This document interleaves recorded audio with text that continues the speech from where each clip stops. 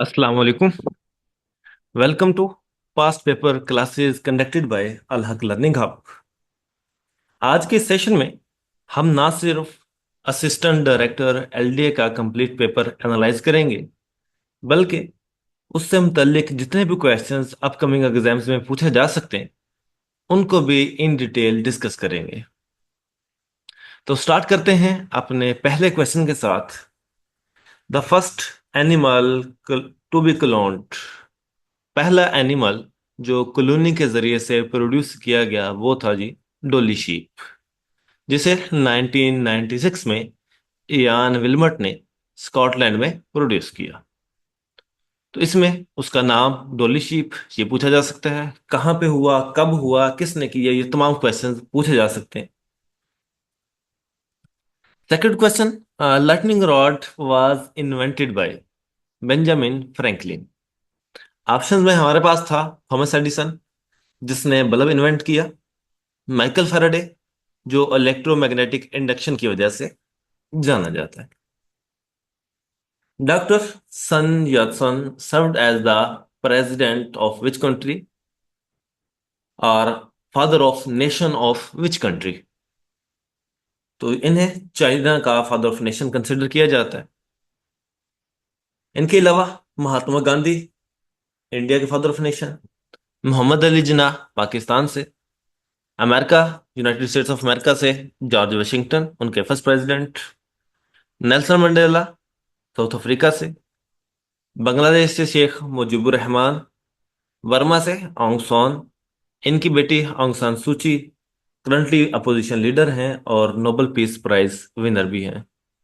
Indonesia के president और first president और फादर ऑफ नेशन इज सुकारनो, और मलेशिया के फादर ऑफ नेशन हमारे पास हैं टेंक्यू अब्दुल रहमान।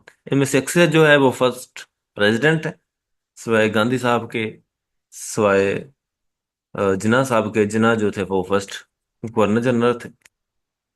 नेक्स्ट क्वेश्चन है, यासिर अरफात फाउंडेड अल फतह इन विच ईयर। अल फतह 1958 में बनाई गई। यासिर अरफात साहब को 1990s में इसराइल के साथ ओस्लो अकॉर्ड की वजह से नोबेल पीस प्राइज दिया गया, लेकिन ओस्लो अकॉर्ड में जो कंडीशंस थी उनको फुलफिल ना किया जा सका तो वो नाकाम हो गया। तो 2000 में फिर यासिर अरफात को इंटरनेशनली टेररिस्ट डिक्लेयर कर दिया गया। एक टाइम में नोबेल पीस प्राइज विनर है और दूसरे वक्त में उन्हें टेररिस्ट डिक्लेयर कर दिया गया। बहरहाल ये थे यासिर अरफात, अल फतह के बानी। अल फतह इस वक्त जो फ़लस्तीन की मगरबी पट्टी है वहाँ पे इनकी हुकूमत है, और जो मौजूदा प्रेसिडेंट हैं महमूद अब्बास, जो फ़लस्तीनी अथॉरिटी के प्रेसिडेंट हैं। Next question, transnational advocacy networks and epistemic communities are linked by. तो expertise and activism in social issues. Which organization works for the liberalization of foreign trade and investment? Overall पूरी दुनिया में trade की बेहतरी, investment, liberalisation, इन तमाम matters को world trade organisation देख रही होती है, जो 1995 में बनाई गई। इसका जो headquarter Geneva Switzerland. First Asian games held in which country. First Asian games 1951 में इंडिया में हुई, और ये हर 4 साल बाद कंडक्ट होती। Question 8, which what is the capital of Liberia. Liberia का कैपिटल हमारे पास है मोनरोविया, जो अफ्रीका का एक शहर है। लाइबेरिया अफ्रीकन कंट्री और उसका कैपिटल मोनरोविया। जो अभी पेपर्स हुए पीपीएससी के उन सब में तकरीबन कैपिटल पूछे गए, तो इसलिए अपकमिंग एग्जाम्स के लिए कैपिटल को जरूर याद करें और कोशिश करें कि ट्रिक्स के साथ करें ताकि ये चीज आपको याद रह भी सके। Cable beach is located in which country. तो केबल बीच ऑस्ट्रेलिया में है, और केबल बीच के नाम से क्यों मशहूर है, तो कि वहां पे 1889 में टेलीग्राफ केबल जो थी वो बिछाई गई, उसी से इसका जो नाम था वो केबल ब्रिज के नाम से मशहूर हो गया। What is the largest ethnic group in Afghanistan? तो अफगानिस्तान का जो लार्जेस्ट एथनिक ग्रुप है वो पश्तून्स है। और करंटली जो हुकूमत है तालिबान की, उनमें से अक्सरियत जो है वो भी पश्तून्स है, यानी ओवरऑल अफगान तालिबान भी पश्तून सेगमेंट को ही रिप्रेजेंट करते हैं। तो टोटल आबादी का ये 42% है। गंडा सिंह बॉर्डर कनेक्ट्स, तो गंडा सिंह बॉर्डर पाकिस्तान साइड से कसूर और इंडियन साइड से फिरोजपुर को कनेक्ट करती है। इसके अलावा जो इंपॉर्टेंट क्रॉसिंग पॉइंट्स में अतारी वाघा बॉर्डर और करतारपुर कॉरिडोर इंपॉर्टेंट है। अतारी वाघा बॉर्डर लाहौर के साथ और करतारपुर नारोवाल शकरगढ़ की तरफ। Next question is Sindh Sagar Doab connects. तो सिंध सागर दोआब इंडस और जेहलम को कनेक्ट करता है।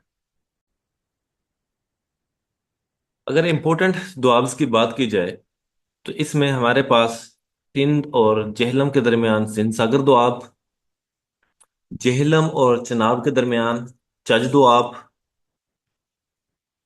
रावी और चनाब के दरमियान रचना दोआब, ब्यास और रावी के दरमियान बारी दोआब, और सतलुज और रावी के दरमियान यही लोअर बारी दोआब। तो ये कुछ इंपॉर्टेंट दोआब्स हैं, जैसे नाम से जाहिर है, दो पानियों के दरमियान यानी दो दरियाओं के दरमियान की जो सरजमीन है उसे आप दोआब कहते हैं। तो जो लार्जेस्ट दोआब है हमारे पास वो सिंध सागर दोआब है।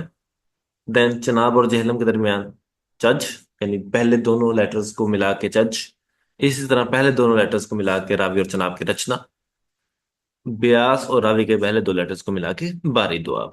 तो ये कुछ इंपोर्टेंट दुआब्स हैं हमारे पास। इसके अलावा नेक्स्ट क्वेश्चन हमारे पास है, बाबुल Islam is known as Sindh. तो इस्लाम बरसगीर में सिंध के रास्ते मोहम्मद बिन कासिम 712 ईस्वी में लेके आया। उस वक्त उमैयद डायनेस्टी की हुकूमत है। वलीद बिन अब्दुल मलिक खलीफा था और हज्जाज बिन यूसुफ इराक का गवर्नर था।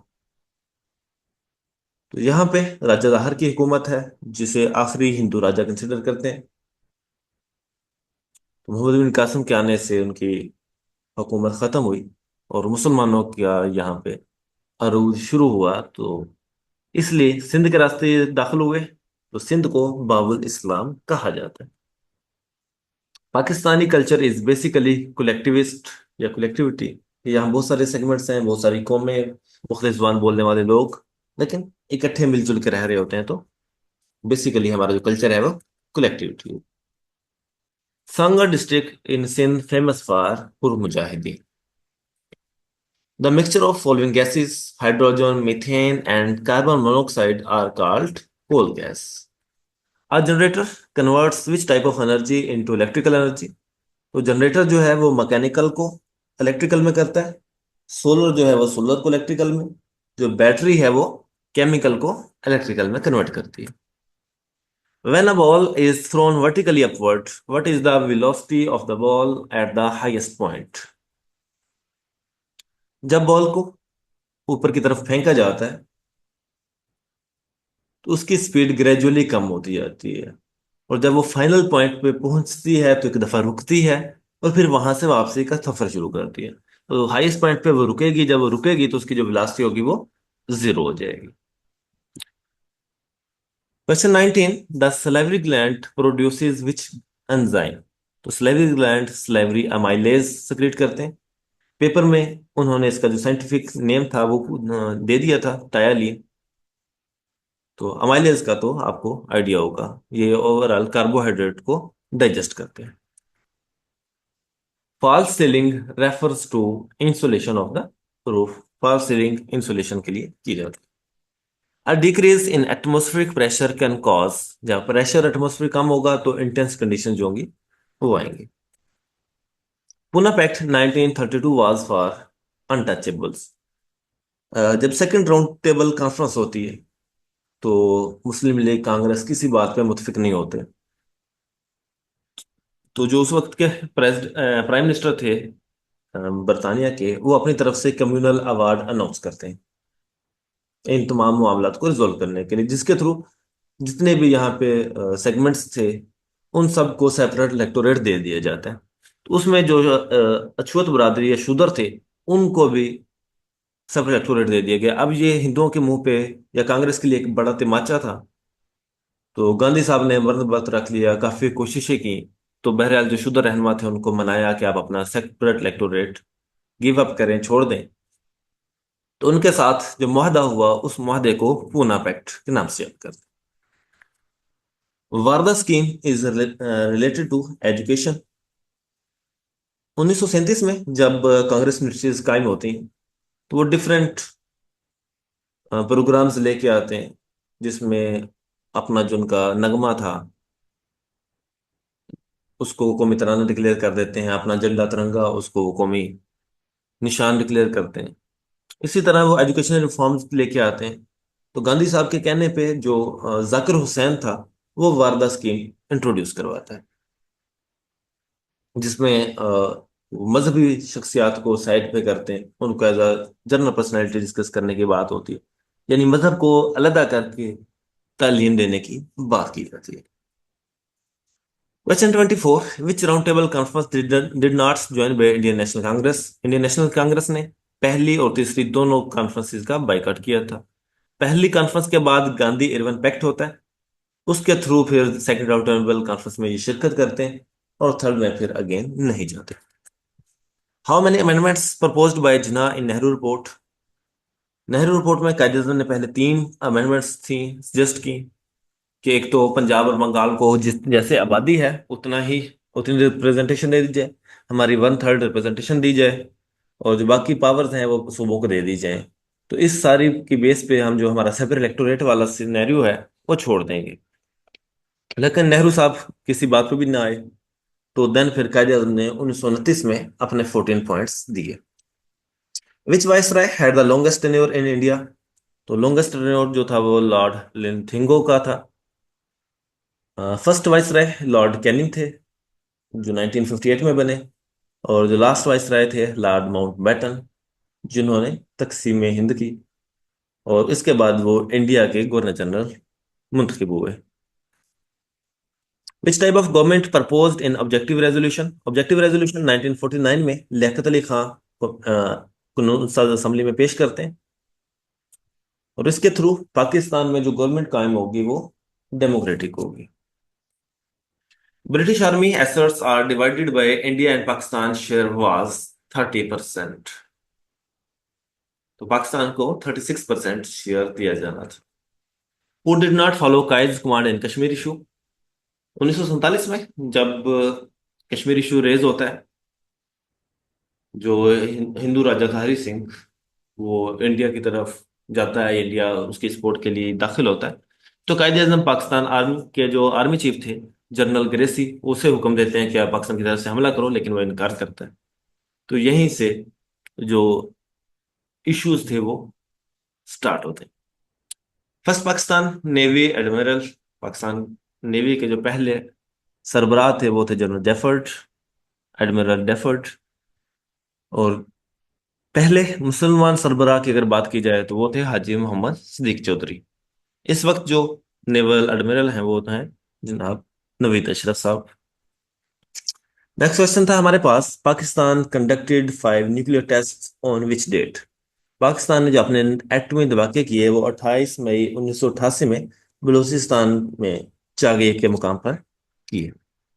इससे पहले इंडिया ने 1974 में किए थे, जिसके बाद हमने अपना बकायदा प्लान शुरू किया।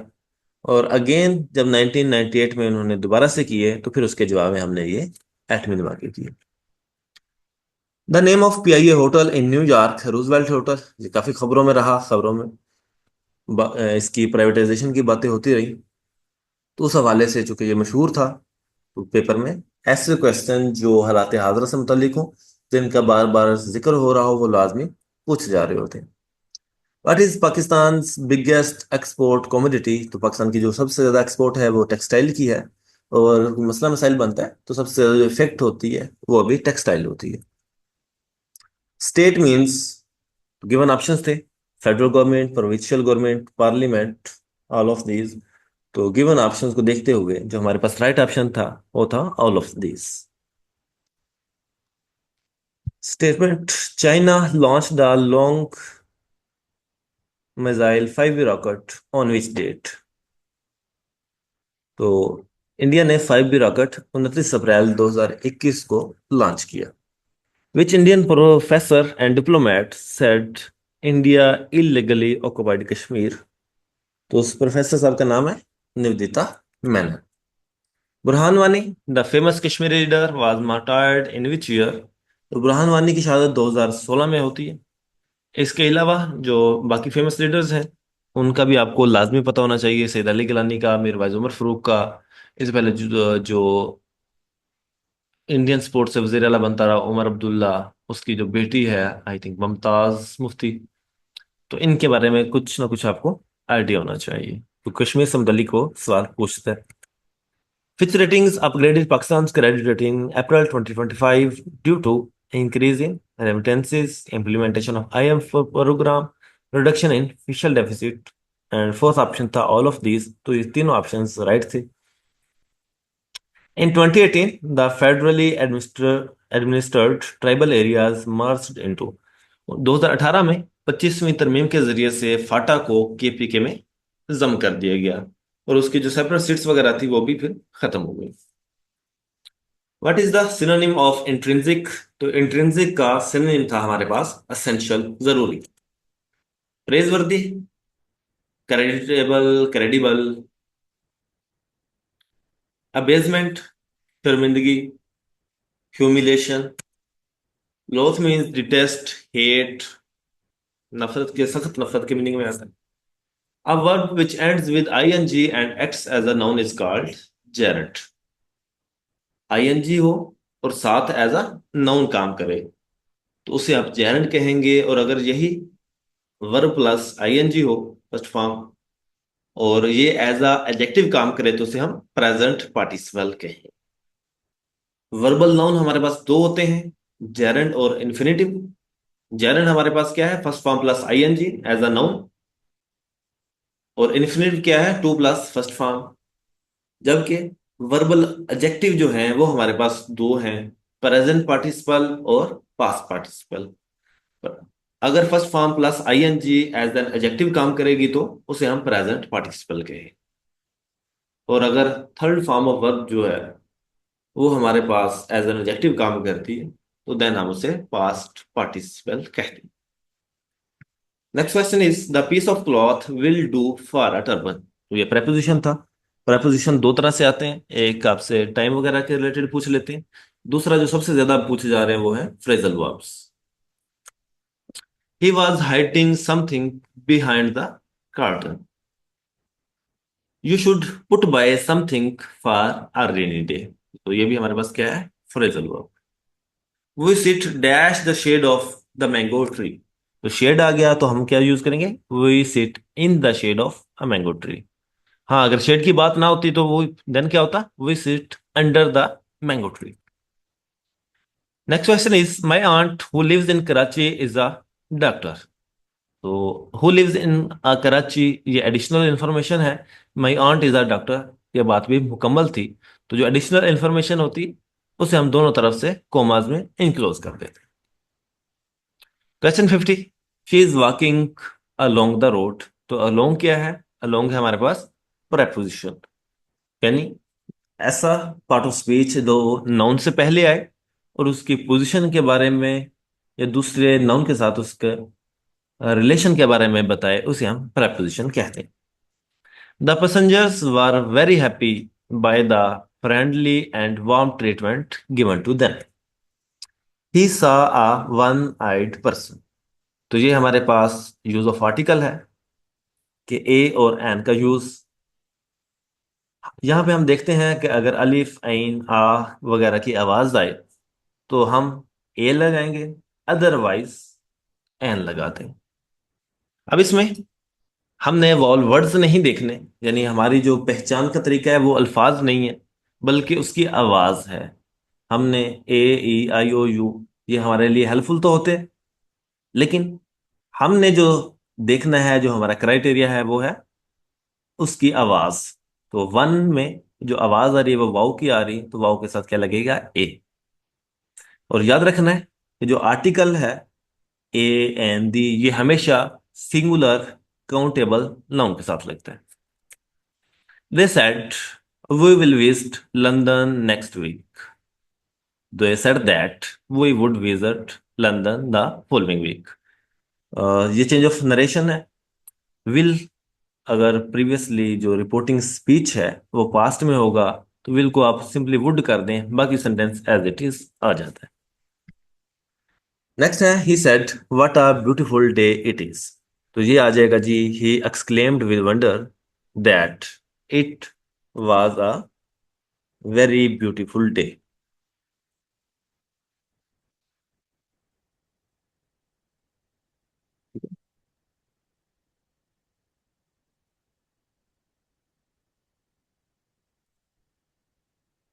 ओके, नेक्स्ट क्वेश्चन है हमारे पास, don't sleep is reported as. क्या होगा जी? He instructed not to sleep. यानी इस पेपर में तकरीबन 4 क्वेश्चंस डायरेक्ट इनडायरेक्ट से आए। विच शॉर्टकट की फॉर द हाइपरलिंक, लिंक के लिए क्लिक कंट्रोल प्लस के। इसके लिए हमारी शॉर्टकट्स की एक वीडियो अपलोडेड है, जिसमें मजे मजे की स्टोरीज के साथ, ट्रिक्स के साथ हमने इन तमाम शॉर्टकट्स को डिस्कस किया है। तकरीबन 30 से 40 मिनट की वीडियो है। उसमें इस पेपर में ही 6 MCQs आए हुए हैं। तो ओवरऑल आपके लिए काफ़ी हेल्पफुल होगी। वो मैं लिंक डिस्क्रिप्शन में डाल देता हूँ, तो लाजमी से कंप्लीट देख लीजिएगा, ताकि तमाम जो शॉर्टकट्स हैं वो आपके क्लियर हो सके। Cyber security is a system designed to protect computer networks and are defend against unauthorized access, modification, exploitation, all of these. जितने भी मसले मसाइल हैं उन सब के लिए एक ही हल है, cyber security. The right option, all of these. Which key is used for help? F1. To effectively move text, images and objects in Microsoft PowerPoint to using, तो जो मूवमेंट वगैरह होती है बड़े प्यार से वो एनिमेशन के थ्रू हो रही होती है। Which key can be used to start presentation from beginning of the slide? तो प्रेजेंटेशन को स्टार्ट करने के लिए F5। Which key is used to view slide show view in PowerPoint? तो जो स्लाइड शो व्यू है वो F5 से होता है। अब इसमें ये 2 सवाल थे, इबारत डिफरेंट थी, कंसेप्ट सेम था और जवाब भी सेम था। अगर आपको ये सवाल नहीं भी आता, आप इसको जरा सा एनालाइज करें, आपको समझ आ जाएगी कि जो पूछी जा रही है बात वो तकरीबन सेम है। तो जब आप ऑप्शंस देखेंगे तो दोनों के ऑप्शंस डिफरेंट थे, तो उसको जरा सा एनालाइज करने से आप करेक्ट ऑप्शन आसानी से आइडेंटिफाई कर सकते हैं। तो इसलिए पेपर में जरा आंखें खोल के बैठना है, दाएं बाएं।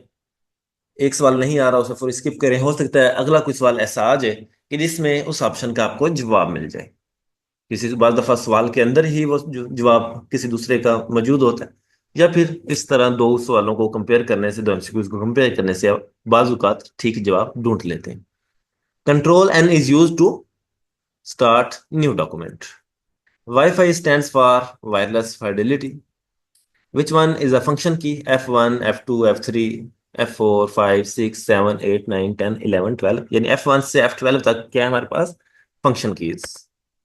इन Excel, press dash key to enter new line within a same cell. अगर आप एंटर प्रेस करेंगे सिर्फ तो नेक्स्ट में चला जाएगा। हमें उसी के अंदर रहते हुए न्यू लाइन एंटर करनी है, तो हम क्या करेंगे? Press Alt plus enter. The inner most directory in the given path. तो सबसे पहले आपने सी कंप्यूटर खोला, फाइल्स खोली, डेस्कटॉप, सिटी, मार्केट। तो इसके अकॉर्डिंग मार्केट बनता है। जो आपके पेपर में सवाल आया हुआ था, उन्होंने सीक्वेंस थोड़ा सा चेंज किया हुआ था, तो वहां पे उन्होंने मार्केट के अंदर जाके फिर कंप्यूटर भी ओपन किया हुआ है। तो जो यहाँ पे लास्ट है वही हमारे पास इनर मोस्ट है। Question 67, what is the default file extension for a Microsoft Excel workbook? Microsoft Excel workbook की जो हमारा एक्सटेंशन है वो क्या है? XLSX। इसी तरह हमारे पास जो वर्ड है उसकी है DocX। जबकि पावर पॉइंट की है हमारे पास PPTX। तो ये फाइल एक्सटेंशन का अक्सर पेपर में पूछ लिया जाता है, ये लाजमी करने। In Excel a formula always starts with which symbol?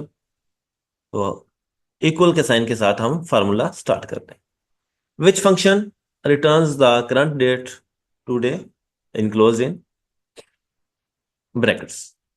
What happens when you convert a Word file into a PDF document. PDF जो होता है उसे हम इसलिए कन्वर्ट करते हैं, एक तो हमारी फॉर्मेटिंग डिस्टर्ब ना हो, सेकेंडली वो एडिटेबल नहीं होता, जस्ट आप उसे रीड कर सकते हैं।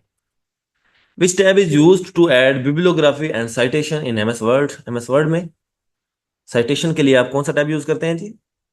References. What is necessary for computers connected to a server to share their resources and information. तो सर्वर को रिसोर्स के साथ लिंक करने के लिए या इंफॉर्मेशन के शेयरिंग के लिए हम क्या यूज करते हैं? Network. In which option can you apply the same design to all the slides in a PowerPoint presentation. तो एक दफा आप टेम्पलेट डिजाइन कर लेते हैं, उसी को आप कॉपी कर रहे होते हैं, तो जो सेम डिजाइन है वो कैसे रहेगा? डिजाइन टेम्पलेट के through. Dash option can be used for creating a new presentation using already available colours and graphics. जो ऑलरेडी आपने अवेलेबल है यहाँ पे डिफरेंट थीम्स, उनको आप फॉलो करते हुए न्यू प्रेजेंटेशन डिजाइन कर सकते हैं। The master document feature in MS Word allows to. Master document कौन सी होती है? जो अलो करे to multiple sub documents within a single master document, यानी ओवरऑल मेजर डॉक्यूमेंट एक है, उसके अंदर फिर मल्टीपल सब डॉक्यूमेंट्स हैं। How much time will it take for an amount of 450 rupees to yield 81 as interest at 4.5% per annum of simple interest. जो interest है वो आप कैलकुलेट करते हैं कि 4.5%, परसेंट को खत्म किया तो डिवाइडेड बाई 100, यानी 4.5 डिवाइडेड बाई 100 मल्टीप्लाई बाय 450। तो ये हमारे पास आ जाएगा जी 45 तकसीम 1000 मल्टीप्लाई 450। तो अगर रिजोल्व करेंगे तो हमारे पास 21 आ जाएगा, 20.25। तो 4 के साथ ज़रूर दिया या 4 साल तक आपने उसे किया तो वो कितना बन जाएगा? 81। इसमें याद रखें दो कंसेप्ट हैं, सिंपल इंटरेस्ट और कंपाउंड इंटरेस्ट। सिंपल इंटरेस्ट ये होता है कि पहले साल कितना था? 20, अगले साल भी 20, अगले साल भी 20, अगले साल भी 20, तो टोटल 80 हो गया। लेकिन इसके साथ दूसरा कंसेप्ट होता है कंपाउंड इंटरेस्ट का, कि पहले साल 450 पे आपने कितना दिया? 20 रुपए। अगले साल वो 450 भी इंक्लूड होगा और 20 जो प्रीवियस था वो भी इंक्लूड होके आप 470 से कैलकुलेट करेंगे तो वो तकरीबन 23-24 रुपए बन जाएगा। अगले साल उस 470 में आप अगले 25 रुपए 24 रुपए भी ऐड करेंगे, यानी 495 हो गए, तो उसका आप 4.5% लेंगे तो वो 26-23 रुपए वो बन जाएगा। तो इस तरह हर साल बढ़ता चला जाता है, उसे आप कहते हैं कंपाउंड इंटरेस्ट। ये आपके पास सिंपली जमा माइनस था। इसमें ये होता है कि पहले प्लस वाले को आप सॉल्व कर लें, फिर उसमें से जो माइनस वाले हैं उसको निकाल दें, तो आपका जो राइट आंसर है वो आ जाता है। तो यहाँ पे हमारे पास था 54.9। ये था हमारे पास 4 - 7 मल्टीप्लाई 4 की power x is equal to 1। तो जब बेस सेम हो तो जो ऊपर वाले होते हैं वो आपस में जमा हो जाते हैं, यानी बेस सेम थी तो क्या हो जाएगा? 4 की power x - 7 is equal to 1। तो 4 की पावर अगर हम जीरो करें या किसी भी की पावर अगर जीरो हो तो वो 1 के बराबर होता है। तो यहाँ पे 4 की पावर है x - 7, दूसरी तरफ 4 की पावर है 0। तो अगर बेस सेम हो तो ऊपर वाले आपस में बराबर हो सकते हैं। तो x - 7 इज इक्वल टू 0, और x इस तरफ है तो -7 दूसरी तरफ जाके 7 हो गया। ठीक है। किसी दिन हम अलग से ये सारे क्वेश्चंस जो मैथ के प्रीवियस पेपर्स में आए हुए हैं उसे सॉल्व कर लेंगे, ताकि प्रॉपर वहां पे सॉल्व हो। जुबानी जुबानी शायद उसमें से कंसेप्ट कुछ ना समझ आए, तो जो ना समझ आए वो आपने कमेंट बॉक्स में पूछ भी लेना है, देन हम सॉल्व करके तस्वीर अपलोड कर देंगे। अदरवाइज हम इंशाल्लाह नेक्स्ट किसी दिन इसे डिटेल से डिस्कस भी करते हैं। Okay, next question is A and B finish a job in 12 days, while A and B and C can finish the job in 8 days. C alone will finish the job. तो इसे आप easily solve कर सकते हैं। 1/A plus 1/B is equal to 12। अब इसमें A B और सी तीनों की वैल्यू दी गई है। ए डिवाइड बाई बी प्लस, इस लिमिट टैब के साथ प्रॉपरली सॉल्व होते हैं। तो इंशाल्लाह हम नेक्स्ट किसी दिन इसे प्रॉपरली सॉल्व करेंगे। इसमें हमारे पास आ गया 1/8। तो वन वन ए और बी जो की वैल्यू हमने ऊपर दी हुई है, तो वही यहाँ पे पेस्ट कर देंगे। यानी उसकी जगह पे हमारे पास क्या आ जाएगा, 1/12 plus 1/c is equal to 1/80। तो सी इस तरफ रह जाएगा, दूसरा दूसरी तरफ करके हम सोल्व करेंगे तो हमारे पास जो आंसर आएगा वो क्या होगा जी, 24। तो इस किस्म के सवाल इस तरीके से आप सोल्व कर सकते हो। नेक्स्ट क्वेश्चन है हमारे पास, क्वेश्चन 80.07 लाइज इन। इसमें उसने आपसे क्वाड्रेंट पूछा हुआ है।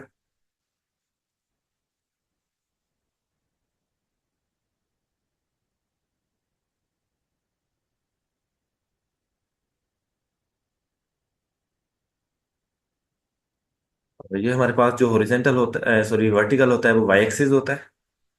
और ये हमारे पास हॉरिजेंटल एक्स एक्सिस है। अगर हम इसे जरा सा देखें, तो ये जो ये दरमियान में हमारे पास ये जीरो आ गया। इससे जो ऊपर वाली साइड है यानी वर्टिकल, ये प्लस वाई, ये नीचे माइनस वाई, ये हमारे पास आ गया प्लस एक्स, और ये हमारे पास आ गया माइनस एक्स। अब जो पहली वैल्यू होती है वो हमारे पास एक्स एक्सिस पे आती है। एक्स एक्सिस पे हमारे पास क्या है, जीरो। तो ये यहाँ पे एक्सिस एक्सिस पे ही आ जाएगा। सेवन, सेवन हमारे पास कहाँ पे आ जाएगा, यहाँ पे वाई एक्सिस पे। तो राइट ऑप्शन हमारे पास क्या हो गया, वाई एक्सिस। अगर इसके अलावा कोई और वैल्यू होती, यानी एक्स जो था वो जीरो के बजाय दो या तीन होता, तो वो फिर कहाँ पे होता, वन टू यहाँ पे, और सेवन यहाँ पे आके तो यहाँ पे आ जाता। तो देन फिर आपने उसका क्वाड्रेंट बताना था।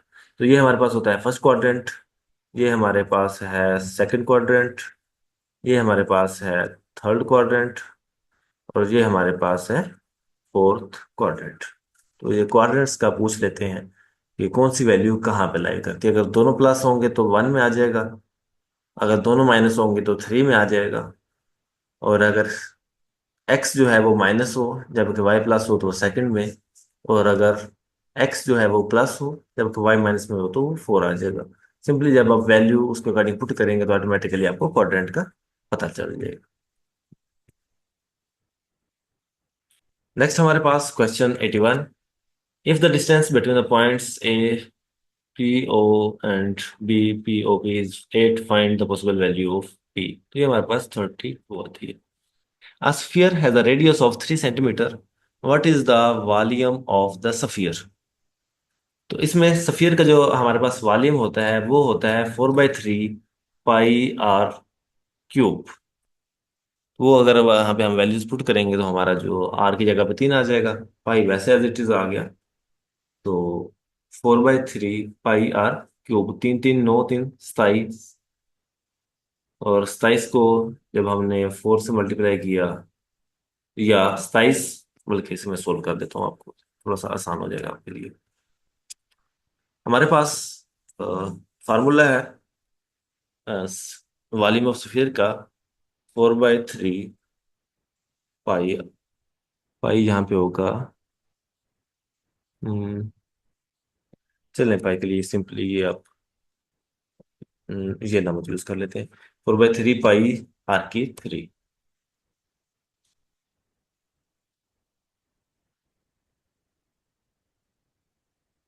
ठीक है, तो 4/3 पाई एज इट इज आ जाएगा। ठीक है, आर हमारे पास क्या था, आर हमारे पास था 3, तो 3 की पावर 3, तीन तीन नौ, तीन 27। थ्री जो यहाँ पे तकसीम हो रहा है, यहाँ पे जब इसके साथ कट होगा तो तीन नौ 27, नौ जरब चार 36, तो 36 पाई हमारे पास क्या आ जाएगा, आंसर आ जाएगा। तो इसका ओवरऑल आपने फार्मूला याद रखना होता है, 4/3 पाई आर क्यूब। नेक्स्ट हमारे पास है volume of the cylinder. whose radius is 4 centimetre and height is 10 centimetre. तो सर्कल का हमारे पास होता है पाई आर स्क्वायर, और सिलेंडर जब आ जाएगा तो उसमें हाइट भी इंक्लूड हो जाती है। तो उसके लिए हम क्या करते हैं फिर, pi r square h. How many sons of हजरत यकूब, तो हजरत यकूब अलैहिस्सलाम के 12 बेटे थे, जिनमें एक हजरत यूसुफ अलैहिस्सलाम थे। Dash prophets are mentioned in holy Quran, तो कुरान पाक में टोटल 26 प्रॉफिट्स का मेंशन किया गया। Year of grief refers to 10 Hijri. आमुल हजन या गम का साल कौन सा था? 10 हिजरी। ये जो शब अबी तालिब का वाक़या होता है वो 7, सॉरी ये 10 हिजरी नहीं, 10 नबवी होगा।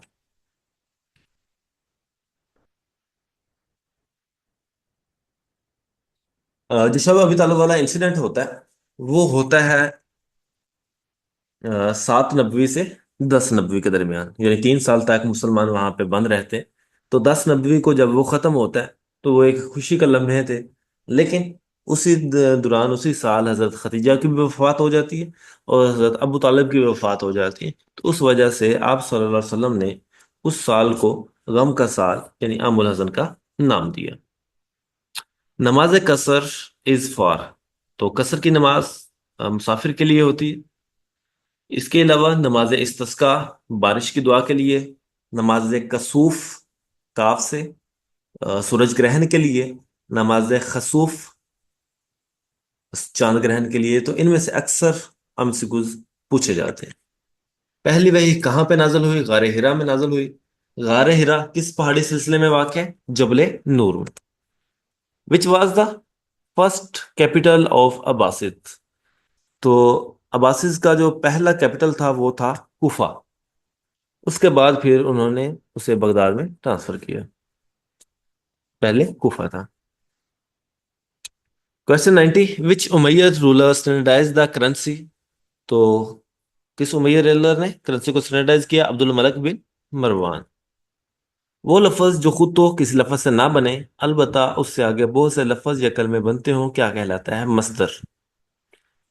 जो ना तो खुद किसी से बना हो ना उससे कोई बने, उसे कहते हैं जामद। जो खुद तो किसी से बना हो मगर उससे कोई दूसरा ना बने, यानी जो दूसरे खुद दूसरे से बना हो, दूसरे से निकला हो, उसे आप कहते हैं मश्तक। और जो खुद किसी से ना निकला हो बल्कि उससे आगे लफ्ज निकले, उसे आप कहते हैं मसदर। जैसे खेलना। अब खेलना से, खेलना क्या है हमारे पास? मसदर। इससे अगर हम दूसरा लफ्ज बनाएंगे तो क्या बनाएंगे? खेले, खेलूं, खेला, खेल, एटसेट्रा। तो ये हमारे पास क्या हो जाएंगे? मश्तक से निकले हुए दूसरे लफ्ज यानी मश्तक। इस वस्फी नाम को जो किसी वस्फ या खूबी की बुनियाद पर कौम या मामूल नास की तरफ से दिया जाए, लक़ब कहलाता है। अगर हुकूमत की तरफ से कोई टाइटल मिले तो उसे आप खताब कहते हैं, और अवाम की तरफ से अगर कोई खूबी की बुनियाद पर मिल रहा है तो उसे लक़ब कहते हैं। वो रो रहा था, ऐसा काम जो माजी में जारी रहा हो उसे आप माजी इस्तमरारी कहते हैं।